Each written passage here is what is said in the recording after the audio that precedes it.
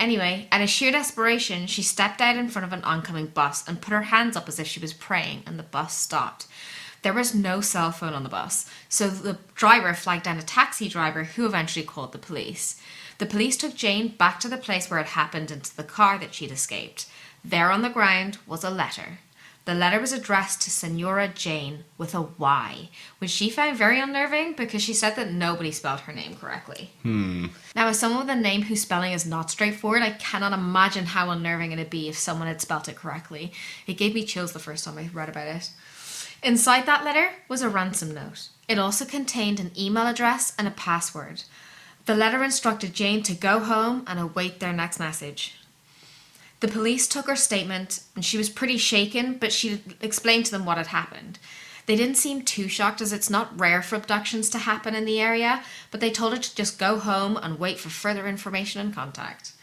Jayne felt a little dismayed at being told to go home with little interaction with the police. However, she had 3 children at school that she was soon going to have to collect. I can't imagine how either of them felt. What happened to Eduardo then? Well, Eduardo was taken to an unknown location, stripped and put into a box with a singular light bulb. It was 70 inches high, 20 inches wide and 80 inches long. There was a pipe pumping air on one side and another pipe extracting it, like a scavenging system if there's any medical people out there. There was a moving camera in one corner and 2 speakers in the opposing corners. These speakers blared mariachi music in a continuous loop the whole time he was in the box. The music was so loud that he lost 15% of his hearing in his right ear. Oh, just for that extra layer of torture. Well, Eduardo was fed just enough water and food to keep him alive. He suffered daily beatings and he was not allowed to talk. He was given a bucket to urinate and defecate into. In one interview, he said that the music would rarely stop playing. They played the music to make sure he could not hear their voices or what they were saying. They would write him notes telling him that Jayne didn't care about him and that she'd moved a man into the house. The physical toll that would take on someone with the added psychological torment. And let's be real here, the thoughts in your head would be torment enough. Right? Well, Eduardo said the beatings and torture were so bad that he wished to die. However, he had nothing to kill himself with, so he was helpless in this prison. Jayne was advised by the police that she was going to have to wait, which was frustrating. She figured since it had just happened, they would be all over it. It would be treated as in progress, there would be amber type alerts, and every police car would be out looking for him, and it'd be over in just a few hours. But that's not how it worked, and she struggled to comprehend why. Which, to be honest, I struggle to comprehend too. Can you imagine how insanely frustrating that would be? You've just had your husband kidnapped. You've got some information on one car and the person involved and a letter, and you've gotten the police there pretty darn quickly. As far as you're concerned, your husband is only a few miles away and maybe still in the car on the roads, yet police are like, go home and wait it out. It must be so common for them that they just follow the procedure though and hope for the best. I'd want to hijack a car and go searching for him. Yeah. Even though I know it'd be futile, the rage and helplessness and frustration that must have been building up inside of her actually is unimaginable. Did they have any initial leads or anything? Police had some idea of who had done this, but not necessarily specific people. A group called the Ep002. They were a rogue militia group that abducted people for ransom. The police told Jayne that this wasn't something that was going to be done quickly.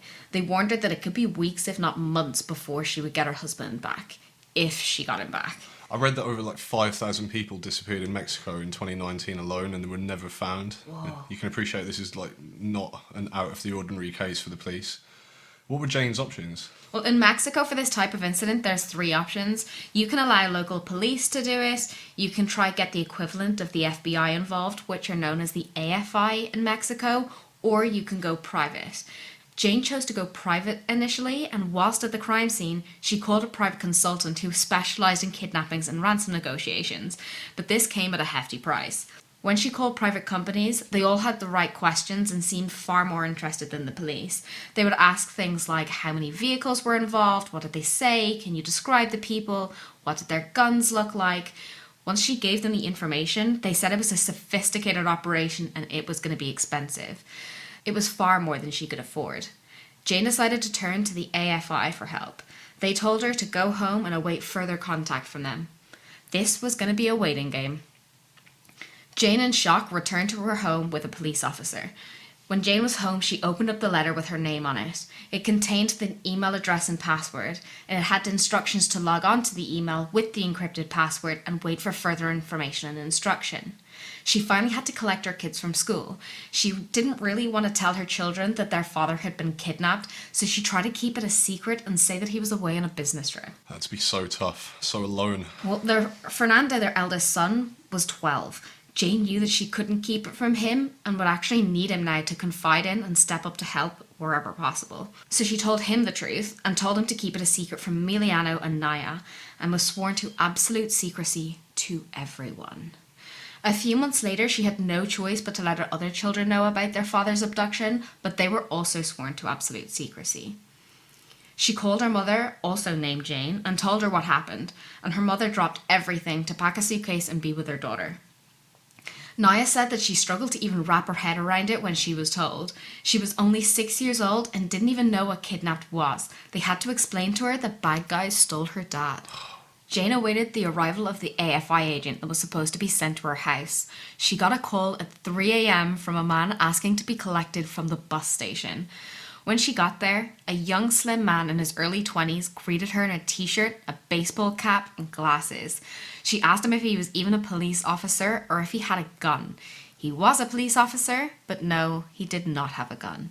She was dumbfounded that after all of this, they sent her some kid without a gun and a car to protect her and her family and lead up her husband's investigation and negotiation. After they got back to the house though, she expressed her dismay and annoyance, and the officer said to her that if someone's watching the house, to have a big gun-toting police officer with a squad car is probably not what you want. Very smart move by them there. It makes total sense, doesn't it? Yeah, but initially you would think, what is going on and how's this young, unarmed man going to help me?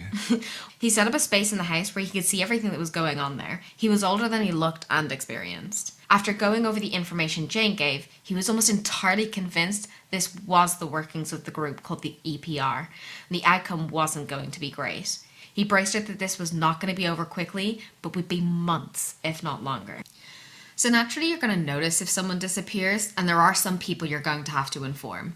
Eduardo was a common face on TV who just one day disappeared. They reported nothing. However, this was an order from the AFI in case it was to anger the captors and put Eduardo in danger. That's another move you would think is so weird initially and also strange, but it makes complete sense at the same time. And Jane was checking her email constantly, looking out for some hope and sign that Eduardo would be alive and any clue as to how she might find him. 5 agonizing days passed before she finally received an email. It was a ransom email demanding the amount of $8 million. If she did not pay, they would torture or kill him. She was not to reply to the email, but to reply via adverts in the newspaper section. It had to be in code. God, like a Thomas Harris book. Exactly like that. She gave an example of the code they used. The main way they communicated with the captors was by using missing dog adverts and stuff in the local papers. They couldn't put out any more information and would just have to wait for the responses to come via email or coded replies in the newspaper. Jane didn't have that money. Even the property, which would have sold for significantly less than $8 million, was in Eduardo's name, and she couldn't sell it even if she wanted to. If they did want the money, they'd pretty much taken the wrong Valseca. She sold everything she could in her name and that she had access to. The horses, sheep, machinery, everything. Eventually, the kidnappers realised that she had no access to the money and property, so they sent her an email with a collection point for the parcel. Jane was terrified it was going to be Eduardo's fingers or body parts. They sent a man to collect it, and it contained blank signed IOU checks with Eduardo's signature. This would enable Jane to ask local businesses for loans, but they were suspicious and wouldn't lend her the money. Remember, she's trying to keep Eduardo's kidnapping a secret. Jane would receive letters from her husband begging for her to pay the ransom money, saying he was being tortured and couldn't take it any longer. He wondered if she even loved him at all. Each letter was like a dagger to her heart. The officer told her that the letters were not real and they were only a way to torment her mentally, break her down emotionally into giving them the money as soon as possible. They also sent her photos of him being beaten. Pictures I will also share on our Facebook and Instagram pages. Check those out, but they are graphic, so please be warned. Months went by and the threats got even worse. Jane received a message saying that the kidnappers had had enough and they were going to shoot Eduardo. They sent her a picture of Eduardo, naked on the floor in a fetal position with a gunshot wound to the leg and that day's newspaper on top of him.